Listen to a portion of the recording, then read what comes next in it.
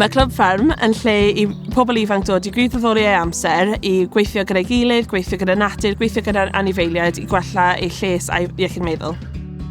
Mae'r pobl ifanc yn dod a maen nhw'n gallu penderfynu eu hun yn y bore os maen nhw'n mynd I helpu yn yr anifeiliaid, I wneud health checks, I roi nhw mas, I tacluso'r pens nhw, yn pigo bwyd o'r ardd ni a wedyn cynllunio, neu maen nhw'n gallu mynd mas ar y grounds I wneud grounds maintenance, habitat creation, popeth sydd angen I fferm I byw a I bodoli.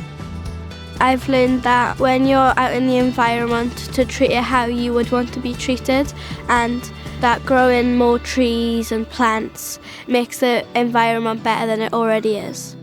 So I've learned how to use all of the different herbs that are in the gardens into the cooking, and it builds up my confidence to speak to people. It just gets you outdoors instead of you being in the house all day. Mae'n braint cael ei mybu am y Wobr St David's. Pobl ifanc hyn yw'r dyfodol. Mae'n pwysig bod nhw'n dysgu am yr amgylchedd achos bydd nhw'r rai sy'n gwneud y penderfyniadau yn y dyfodol I Cymru. So mae'n neis bod nhw'n cael eu siawns I fod eu cael eu enwebu a'i cael eu moment in the sunshine.